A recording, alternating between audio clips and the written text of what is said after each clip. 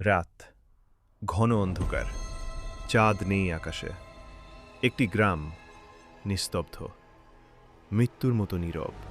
হঠাৎ একটা শব্দ, দূর থেকে।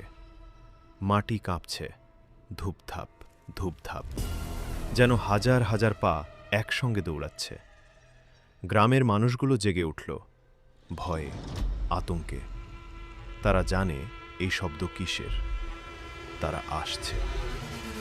একজন বৃদ্ধ মহিলা তার নাতনিকে জড়িয়ে ধরল, ফিসফিস করে বলল, চুপ থাকো, শব্দ করো না, চোখ বন্ধ রাখো, প্রার্থনা করো আল্লাহর কাছে যেন তারা আমাদের খুঁজে না পায়। মেয়েটি কাঁপছে, তার চোখ বড় বড়। সে জিজ্ঞেস করল, দাদি, ওরা কারা? বৃদ্ধা মহিলা তার মুখ চেপে ধরল, চোখে আতঙ্ক, কণ্ঠস্বর কাঁপছে, ইয়াজুজ মাজুজ। শব্দটা বলার সঙ্গে সঙ্গে বাইরে একটা চিৎকার শোনা গেল, মানুষের চিৎকার। তারপর নীরবতা। মেয়েটির চোখ দিয়ে অশ্রু গড়িয়ে পড়ল, কিন্তু সে শব্দ করল না, করতে পারল না। কিন্তু এই গল্পটা শুরু হয়েছিল আরও অনেক আগে, যখন একজন শক্তিশালী রাজা, যাকে আল্লাহ নিজে ক্ষমতা দিয়েছিলেন, একটা ভয়ঙ্কর রহস্যের সম্মুখীন হয়েছিলেন। আজকের গল্প শুধু একজন বিজয়ী রাজার নয়, এটা এক অজানা আতঙ্কের গল্প। এটা এক লুকানো জাতির গল্প। এটা এক ভয়ঙ্কর প্রাচীরের গল্প, যা আজও পৃথিবীর কোথাও লুকিয়ে আছে। এবং যেদিন সেই প্রাচীর ভাঙবে, সেদিন হবে এই পৃথিবীর শেষ অধ্যায়ের শুরু। জুলকারনাইনের সেনাবাহিনী পশ্চিম দিকে এগিয়ে চলেছে, কিন্তু এই যাত্রা স্বাভাবিক নয়। পথে তারা যে গ্রামগুলো পার হচ্ছে, সেগুলো খালি, জনমানব শূন্য। বাড়িগুলোর দরজা খোলা, খাবার টেবিলে পড়ে আছে, অর্ধেক খাওয়া, যেন মানুষগুলো হঠাৎ করেই উধাও হয়ে গেছে। একজন সেনা ফিসফিস করে বলল, এখানে কি হয়েছে? কেউ জবাব দিল না, কারণ কেউ জানে না। তারা এগিয়ে চলল, আরও পশ্চিমে, আরও গভীরে। অবশেষে তারা পৌঁছালো সমুদ্রের ধারে। বিশাল, কালো, অন্ধকার এক সমুদ্র, পানি ঘোলা, কাদামাটিতে ভরা, যেন মৃত্যুর রং। সূর্য ডুবছে, কিন্তু এই সূর্যাস্ত স্বাভাবিক নয়। আকাশ লাল, রক্তের মতো লাল। সমুদ্রের পানিতে সূর্যের প্রতিফলন, যেন আগুন জ্বলছে পানির নিচে। জুলকারনাইন থামলেন, তার চোখ স্থির। তিনি অনুভব করছেন কিছু একটা অশুভ উপস্থিতি। হঠাৎ একজন মানুষ বেরিয়ে এলো ঝোপের আড়াল থেকে। তার পোশাক ছেঁড়া, মুখে ক্ষত, চোখে আতঙ্ক। সে ছুটে এলো জুলকারনাইনের কাছে, হাঁপাতে হাঁপাতে বলল, আপনি আপনি কি সেই রাজা, যিনি ন্যায় বিচার করেন? জুলকারনাইন বললেন, বলো, তুমি কে? কি হয়েছে এখানে? লোকটা কাঁপতে কাঁপতে বলল, আমরা আমরা এই উপকূলে বাস করতাম, শান্তিতে। কিন্তু কিছুদিন আগে থেকে রাতের বেলা আমরা শব্দ শুনি, সমুদ্র থেকে। অদ্ভুত শব্দ, চিৎকারের মতো, কিন্তু মানুষের চিৎকার নয়। সেনারা একে অপরের দিকে তাকালো, অস্বস্তি ছড়িয়ে পড়ল।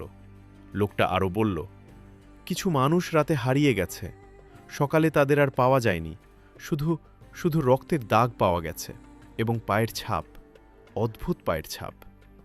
কেমন? জুলকারনাইন জিজ্ঞেস করলেন। মানুষের মতো, কিন্তু বড়, অনেক বড়, এবং অসংখ্য। জুলকারনাইন চুপ করে শুনলেন। তিনি জানেন এই পৃথিবীতে অনেক কিছু আছে যা মানুষ জানে না, দেখে না, কিন্তু আছে। তিনি সেই গ্রামে গেলেন, বিচার করলেন, সাহায্য করলেন, কিন্তু তার মনে একটা প্রশ্ন থেকে গেল, এই অন্ধকার কি? জুলকারনাইন এবার পূর্ব দিকে রওনা হলেন। পথ দীর্ঘ, কঠিন, মরুভূমির পর মরুভূমি। কিন্তু এখানেও কিছু একটা অস্বাভাবিক।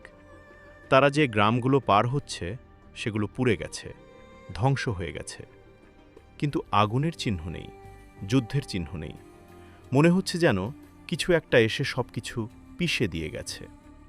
একজন সেনা বলল, হুজুর, এখানে কোনো লাশ নেই। জুলকারনাইন থামলেন। কি বললে? লাশ নেই, মানুষ নেই, শুধু ধ্বংস, যেন তারা সবাইকে নিয়ে গেছে। একটা ঠান্ডা হাওয়া বয়ে গেল। সেনারা কাঁপল।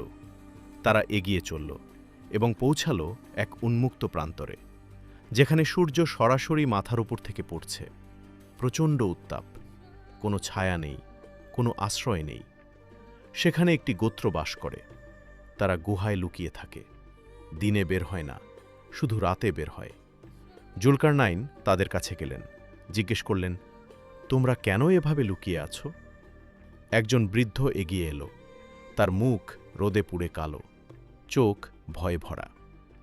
হে বাদশাহ, আমরা আর বাইরে যাই না, কারণ কারণ কারণ উত্তরের পাহাড় থেকে তারা দেখছে। কারা? বৃদ্ধ লোকটি কাঁপল। সে ফিসফিস করে বলল, ইয়াজুজ মাজুজ।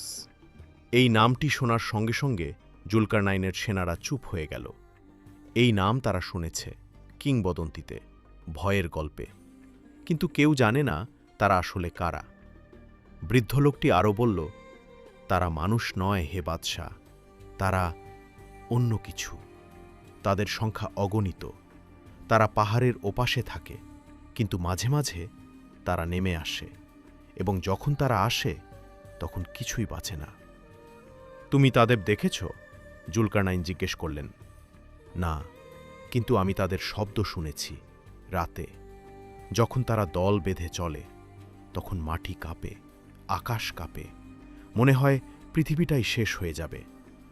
বৃদ্ধ লোকটি একটু থামল, তারপর বলল, আর যারা তাদের দেখেছে তারা ফিরে আসেনি।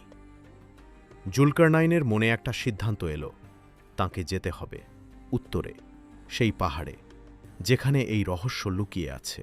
রাত। জুলকারনাইনের সেনাবাহিনী উত্তর দিকে এগিয়ে চলেছে। চাঁদের আলো ম্লান, পথ দুর্গম, পাহাড়ের মধ্যে দিয়ে একটা সরু গিরিপথ। হঠাৎ একজন সেনা থামল, কান পেতে শুনল, শুনছেন? সবাই থামল। নিস্তব্ধতা। কিন্তু না, পুরোপুরি নিস্তব্ধ নয়, খুব দূরে, খুব ক্ষীণ একটা শব্দ, অদ্ভুত শব্দ, চিৎকারের মতো, কিন্তু মানুষের নয়, পশুরও নয়। জুলকারনাইন ইশারা করলেন এগিয়ে চলার। তারা এগিয়ে চলল। পথ ক্রমশ সংকীর্ণ হতে লাগল। দুই পাশে বিশাল পাহাড়, উঁচু, ভয়ঙ্কর। মনে হচ্ছে যেন এই পাহাড়গুলো তাদের গিলে ফেলবে। এবং তারপর তারা দেখল একটি উপত্যকা। কিন্তু এই উপত্যকা ভয়ঙ্কর। মাটিতে হাড়, মানুষের হাড়, পশুর হাড়, অসংখ্য, ছড়িয়ে ছিটিয়ে, যেন এখানে একটা গণহত্যা হয়েছে। এবং দেয়ালে আঁচড়ের দাগ, বিশাল গভীর আঁচড়, যেন কিছু একটা নখ দিয়ে পাথর কেটে ফেলেছে। একজন সেনা ফিসফিস করে বলল, এটা কি? উত্তর দেওয়ার আগেই তারা দেখল উপত্যকার শেষে কিছু মানুষ, দুর্বল, ভীত, কাঁপছে। তারা ছুটে এলো জুলকারনাইনের কাছে, কাঁদতে কাঁদতে, মিনতি করতে করতে। হে বাদশাহ, আপনি এসেছেন, আল্লাহ আমাদের দোয়া কবুল করেছেন। তাদের নেতা এগিয়ে এলো। তার চোখে গভীর কক্ষ, মুখ শুকনো, কণ্ঠ কাঁপছে।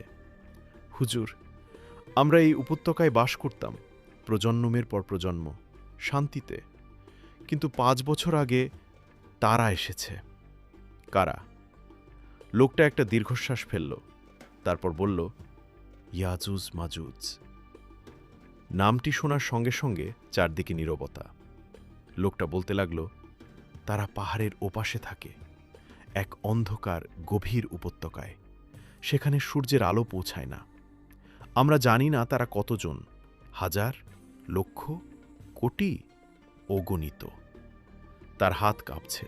প্রথমবার যখন তারা এসেছিল, আমরা বুঝতে পারিনি। রাতে হঠাৎ শব্দ শুনলাম, ভয়ঙ্কর শব্দ, যেন পৃথিবী ফেটে যাচ্ছে। তারপর আমরা দেখলাম তাদের। কেমন দেখতে তারা? লোকটি চোখ বন্ধ করল, যেন সেই দৃশ্য মনে করতে চায় না। মানুষের মতো কিন্তু নয়। তারা খাটো কিন্তু শক্তিশালী। তাদের চোখ ছোট, কান বড়, দাঁত তীক্ষ্ণ, এবং তারা পশুর মতো চলে, দল বেঁধে, অসংখ্য। যখন তারা দৌড়ায়, মনে হয় একটা বন্যা আসছে। সে একটু থামল, তারপর ভয়ঙ্কর একটা তথ্য দিল। এবং তারা খায়, তারা সব কিছু খায়, গাছ, পশু, মানুষ, সব কিছু। জুলকারনাইনের সেনারা শিউরে উঠল। লোকটি আরও বলল, আমাদের গ্রামে 500 মানুষ ছিল, এখন মাত্র 50 জন বেঁচে আছে। বাকিরা তারা নিয়ে গেছে অথবা মেরে ফেলেছে। তার চোখ দিয়ে অশ্রু গড়িয়ে পড়ল। আমরা লড়াই করেছি, কিন্তু পারিনি। তারা অসংখ্য, তারা ভয়হীন, তারা থামে না। যতই মারো আরও আসে, আরও আসে, আরও আসে। সে জুলকারনাইনের পায়ে পড়ল।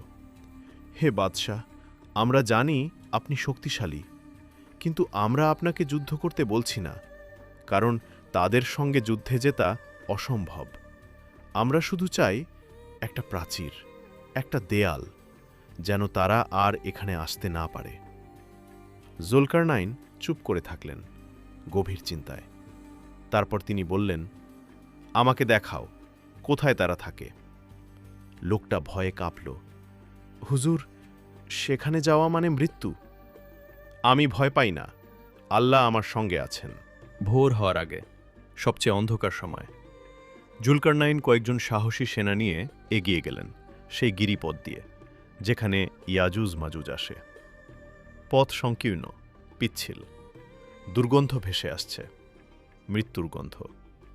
তারা ধীরে ধীরে এগোল, নিঃশব্দে, এবং তারপর তারা শুনল শব্দ, ভয়ঙ্কর শব্দ, গর্জন, চিৎকার। কিছু একটা ভাঙছে, পিষছে। জুলকারনাইন ইশারা করলেন থামতে। তারা একটা পাথরের আড়ালে লুকিয়ে উঁকি দিল, এবং যা দেখল সেটা তাদের রক্ত জমিয়ে দিল। একটি বিশাল উপত্যকা, গভীর, অন্ধকার, আর সেখানে অসংখ্য, অগণিত, হাজার হাজার, লক্ষ লক্ষ ইয়াজুজ মাজুজ। তারা ছোট, কুৎসিত, হিংস্র। তারা একে অপরকে ধাক্কা মারছে, চিৎকার করছে, কিছু একটা খাচ্ছে। কি খাচ্ছে সেটা দেখা যাচ্ছে না, দেখতেও চাওয়া যায় না। একজন সেনা ফিসফিস করল, ইয়া আল্লাহ, এরা কিভাবে এত? জুলকারনাইন চুপ করে দেখলেন। তার মুখ গম্ভীর। তিনি বুঝতে পারলেন, এই জাতি শুধু একটি গোগোত্রের জন্য নয়, এই জাতি পুরো পৃথিবীর জন্য হুমকি। যদি তারা বের হয়ে আসে, তাহলে কেউ তাদের থামাতে পারবে না।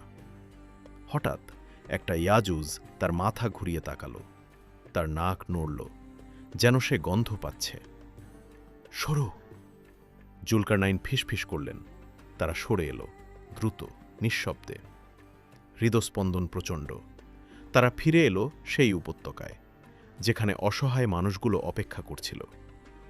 জুলকারনাইন তাদের দিকে তাকালেন গভীর দৃষ্টিতে, তারপর বললেন, আমি প্রাচীর তৈরি করব। মানুষগুলো কাঁদতে শুরু করল, আনন্দে, স্বস্তিতে। কিন্তু জুলকারনাইন আরও বললেন, কিন্তু জেনে রেখো, এই প্রাচীর চিরকালের জন্য নয়। একদিন এটা ভাঙবে, এবং সেদিন ইয়াজুজ মাজুজ বের হবে, এবং তখন পৃথিবী এক ভয়ঙ্কর পরীক্ষার মুখোমুখি হবে।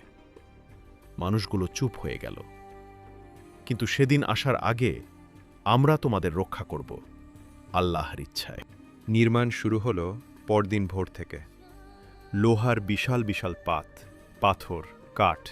জুলকারনাইন নিজে হাত লাগালেন, সেনারা লাগালো, মানুষগুলোও লাগালো।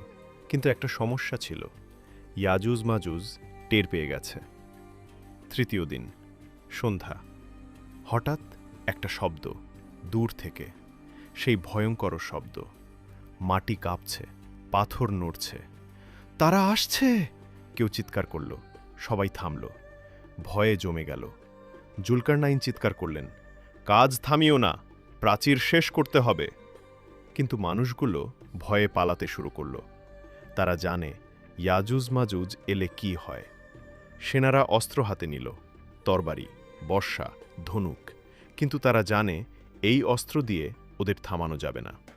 শব্দ ক্রমশ কাছে আসছে, আরও কাছে, এবং তারপর অন্ধকার থেকে বের হল প্রথম দল। ইয়াজুজ মাজুজ হাজারে হাজারে দৌড়াচ্ছে, 4 পায়ে 2 পায়ে, লাফাচ্ছে, গর্জন করছে। তাদের চোখ জ্বলছে, লাল, ভয়ঙ্কর। তীর ছোড়ো, জুলকারনাইন আদেশ দিলেন। তীর ছোড়া হলো, শত শত তীর।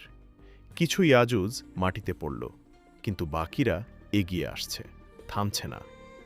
ঢাল তুলো, সামনে দাঁড়াও। সেনারা ঢাল নিয়ে সারিবদ্ধ দাঁড়ালো। প্রথম লাইন, দ্বিতীয় লাইন। ইয়াজুজ মাজুজের ঢেউ আছড়ে পড়ল।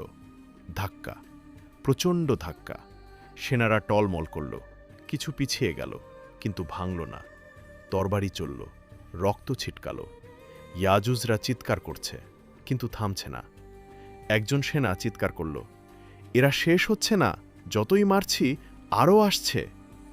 জুলকারনাইন তরবারি হাতে সামনে এগিয়ে গেলেন, নিজে যুদ্ধ করতে লাগলেন। একজন রাজা, কিন্তু একজন যোদ্ধা। তার সেনারা সাহস পেল, তারাও লড়াই করতে লাগল প্রাণপণে। কিন্তু ইয়াজুজ মাজুজের সংখ্যা অগণিত, তারা আসছেই, আসছেই। হঠাৎ জুলকারনাইন চিৎকার করলেন, আগুন, আগুন, আগুন জ্বালাও! চুল্লিতে আরও কাঠ ফেলা হলো। আগুন বিশাল হয়ে উঠল, লাল, উত্তপ্ত। লোহা, গলিত লোহা, এখনই ঢালো! শ্রমিকরা কাঁপতে কাঁপতে গলিত লোহা ঢালল প্রাচীরের ওপর। ধোঁয়া উঠল, উত্তাপ ছড়িয়ে গেল। কিছু ইয়াজুজ প্রাচীরে উঠতে চেষ্টা করল এবং গলিত লোহা তাদের ওপর পড়ল। তারা চিৎকার করতে করতে পড়ে গেল। আরও, আরও ঢালো! প্রাচীর ধীরে ধীরে শক্ত হতে লাগল, উঁচু হতে লাগল। কিন্তু যুদ্ধ চলছে, পুরো রাত চলল। রক্ত ঝরল, চিৎকার হলো, মৃত্যু হলো। এবং ভোর হলো, সূর্য উঠল। এবং অবশেষে ইয়াজুজ মাজুজরা পিছিয়ে গেল। তারা আলো সহ্য করতে পারে না, তারা ফিরে গেল অন্ধকারে। জুলকারনাইনের সেনারা ক্লান্ত, জখম, কিছু মারা গেছে, কিন্তু তারা জিতেছে এবং প্রাচীর অর্ধেক সম্পূর্ণ। পরবর্তী 3 দিন, দিনে কাজ, রাতে প্রহরা। প্রতি রাতে ইয়াজুজ মাজুজ আসছে, চেষ্টা করছে, কিন্তু প্রাচীর ক্রমশ উঁচু হচ্ছে, মজবুত হচ্ছে। চতুর্থ দিনে প্রাচীর সম্পূর্ণ হল, বিশাল, উঁচু। 2 পাহাড়ের মাঝখানে এক অভেদ্য দেয়াল, লোহা আর তামার তৈরি, মসৃণ, শক্ত। মানুষগুলো কাঁদছে আনন্দে, কিন্তু জুলকারনাইন আনন্দিত নন, তিনি গম্ভীর। সেই রাতে ইয়াজুজ মাজুজ আবার এলো, অসংখ্য, সবাই মিলে। তারা প্রাচীরে ধাক্কা দিল, ঠেলা মারল, আঁচড় কাটল, কিন্তু প্রাচীর নড়ল না। তারা উঠতে চেষ্টা করল, কিন্তু পিছলে পড়ল। লোহা, মসৃণ, ধরা যায় না। তারা নিচে খোঁড়ার চেষ্টা করল, কিন্তু প্রাচীর গভীর, মাটির নিচে অনেক গভীরে ঢোকানো। সারা রাত তারা চেষ্টা করল এবং ব্যর্থ হল।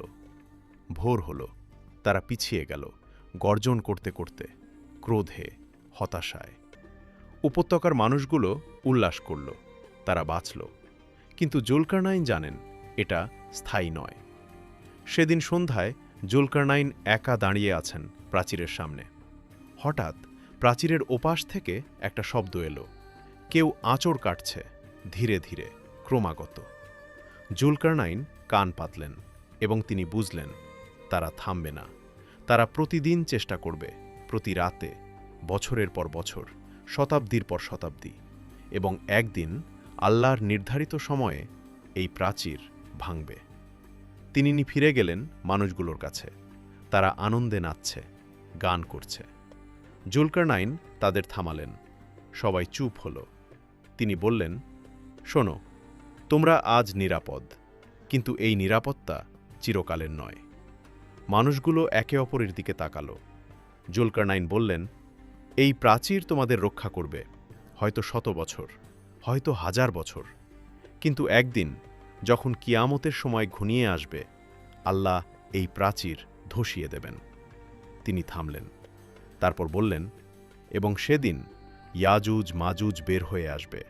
তারা পৃথিবীতে ছড়িয়ে পড়বে, তারা সব কিছু ধ্বংস করবে, সব কিছু খেয়ে ফেলবে, এবং মানুষ বুঝবে শেষ সময় এসে গেছে। মানুষগুলোর মুখ ফ্যাকাশে হয়ে গেল। একজন জিজ্ঞেস করল, তাহলে তাহলে এই প্রাচীরের মানে কি, যদি এটা শেষ পর্যন্ত ব্যর্থ হবেই? জুলকারনাইন মৃদু হাসলেন, একটা দুঃখী হাসি। মানে হলো, আমরা আমাদের দায়িত্ব পালন করলাম। আল্লাহ যখন যা করতে বলেন তখন তা করতে হয়, কিন্তু চূড়ান্ত নিয়ন্ত্রণ তারই হাতে। তিনি প্রাচীরের দিকে তাকালেন। এই প্রাচীর একটা পরীক্ষা, তোমাদের জন্য, আমার জন্য, পুরো মানব জাতির জন্য। এটা মনে করিয়ে দেয় যে আমরা যতই শক্তিশালী হই, যতই কিছু তৈরি করি, শেষ পর্যন্ত সব কিছু আল্লাহর হাতে।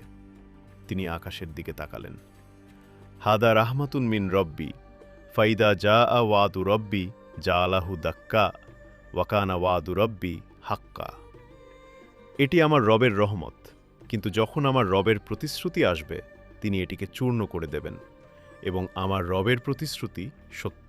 সেই রাতে জুলকারনাইন একা দাঁড়িয়েন প্রাচীরের কাছে। চাঁদ উঠেছে, কিন্তু অন্ধকার ঘন। হঠাৎ তিনি শুনলেন প্রাচীরের ওপাশ থেকে একটা শব্দ, ভিন্ন শব্দ, মানুষের কণ্ঠের মতো, কিন্তু মানুষের নয়।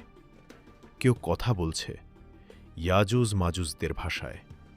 অদ্ভুত ভাষা, গর্জনের মতো, কিন্তু যেন তারা কি নিয়ে আলোচনা করছে। জুলকারনাইন কান পাতলেন, এবং তিনি একটা ভয়ঙ্কর উপলব্ধি পেলেন। তারা পরিকল্পনা করছে। তারা শুধু পশু নয়, তারা বুদ্ধিমান। তারা ভাবছে, চিন্তা করছে, এবং তারা জানে একদিন তারা বের হবে। জুলকারনাইন শিউরে উঠলেন। তিনি ফিরে গেলেন তার তাঁবুতে। সারা রাত ঘুমাতে পারলেন না, কারণ তিনি জানেন এই প্রাচীর শুধু একটা বাধা, একটা অস্থায়ী সমাধান। আসল বিপদ এখনো আছে, লুকিয়ে আছে, অপেক্ষা করছে, এবং একদিন সেই বিপদ মুক্ত হবে। পরদিন সকালে জুলকারনাইন বিদায় নেওয়ার প্রস্তুতি নিলেন। মানুষগুলো কাঁদছে। তারা চায় না তিনি যান, কিন্তু তিনি জানেন তার কাজ শেষ, এবং তাকে আরও অনেক জায়গায় যেতে হবে। বিদায়ের আগে উপত্যকার সবাইকে ডাকলেন। তিনি বললেন, আমি চলে যাচ্ছি, কিন্তু যাওয়ার আগে তোমাদের কিছু বলতে চাই। সবাই চুপ করে শুনল। এই প্রাচীর তোমাদের রক্ষা করবে, কিন্তু তোমরা কখনো ভুলে যেও না আসল রক্ষাকর্তা কে। আল্লাহ, কেউ ফিসফিস করল। হ্যাঁ, আল্লাহ। তিনিই তোমাদের আসল রক্ষক। এই প্রাচীর নয়, আমি নয়, তিনি। জুলকারনাইন থামলেন, তারপর আরও বললেন, এবং আরেকটি কথা, এই প্রাচীরের পাশে বাস করো, কিন্তু কখনো এটাকে ভুলে যেও না। প্রতিদিন মনে রাখবে এই প্রাচীরের ওপাশে কি আছে। ইয়াজুজ মাজুজ, কেউ কাঁপতে কাঁপতে বলল। হ্যাঁ, তারা আছে, তারা থাকবে, এবং তারা প্রতিদিন চেষ্টা করবে বের হতে। তিনি একটা গভীর দৃষ্টি দিলেন। এবং একটা সময় আসবে যখন এই প্রাচীর ভাঙতে শুরু করবে। সেটা হতে পারে তোমাদের জীবদশায়, হতে পারে তোমাদের সন্তানদের জীবদশায়, অথবা তাদের সন্তানদের। কিন্তু যখন সেই সময় আসবে, তখন তোমরা বুঝে যাবে, কারণ তখন পৃথিবীতে অনেক নিদর্শন দেখা যাবে, অনেক অস্বাভাবিক ঘটনা, এবং মানুষ বুঝবে শেষ সময় কাছে। মানুষগুলো ভয়ে কাঁপছে। জুলকারনাইন তাদের সাহস দিলেন, কিন্তু ভয় পেও না। যদি তোমরা আল্লাহর পথে থাকো, তাহলে তিনি তোমাদের রক্ষা করবেন, এই দুনিয়ায় হোক বা পরের দুনিয়ায়। তিনি থামলেন, তারপর চূড়ান্ত একটি সতর্কবাণী দিলেন, এবং মনে রেখো, ইয়াজুজ মাজুজ শুধু এই প্রাচীরের ওপাশে নেই, তারা আছে মানুষের মনেও। জুলুম, অত্যাচার, লোভ, এগুলোও ইয়াজুজ মাজুজ, এবং এগুলোর বিরুদ্ধে লড়াই করতে হবে প্রতিদিন। এই কথা বলে তিনি তার ঘোড়ায় উঠলেন। মানুষগুলো তাকে বিদায় জানালো, কাঁদতে কাঁদতে। জুলকারনাইন শেষবারের মতো প্রাচীরের দিকে তাকালেন, সেই বিশাল, ভয়ঙ্কর, রহস্যময় প্রাচীরের দিকে। তিনি জানেন এটা শুধু লোহা আর তামা নয়, এটা একটা বার্তা ভবিষ্যতের জন্য, এবং তিনি চলে গেলেন। হাদিসে এসেছে, নবী সাল্লাল্লাহু আলাইহি ওয়াসাল্লাম বলেছেন, ইয়াজুজ মাজুজ প্রতিদিন প্রাচীর খোঁড়ে। যখন তারা প্রায় শেষ করে ফেলে, তখন তাদের নেতা বলে, আগামীকাল এসে শেষ করব। কিন্তু পরদিন দেখে প্রাচীর আবার আগের মতো মজবুত হয়ে গেছে। আল্লাহ এটাকে ঠিক করে দেন। কিন্তু একদিন যখন আল্লাহ চাইবেন, তাদের নেতা বলবে, ইনশাআল্লাহ আগামীকাল শেষ করব। এবং পরদিন দেখবে প্রাচীর আগের মতোই আছে, এবং সেদিন তারা শেষ করে ফেলবে এবং বের হয়ে আসবে। জুলকারনাইনের গল্প শেষ হয়েছে, কিন্তু ইয়াজুজ মাজুজের গল্প এখনও চলছে। এই মুহূর্তে যখন তুমি এই কথাগুলো শুনছ, তারা ঘটছে প্রতি সেকেন্ডে, প্রতি মিনিটে। এবং আমরা জানি না আজ কি সেই দিন যেদিন তারা ইনশাআল্লাহ বলবে। কিন্তু একটা প্রশ্ন থাকে, আমরা কি প্রস্তুত? যদি এই গল্পটা আপনাকে এক মুহূর্ত থামিয়ে ভাবতে বাধ্য করে, তাহলে একটি লাইক দিন। আর যদি আপনি এমন গল্প চান যেগুলো চুপচাপ মনে থেকে যায়, চ্যানেলটি সাবস্ক্রাইব করুন।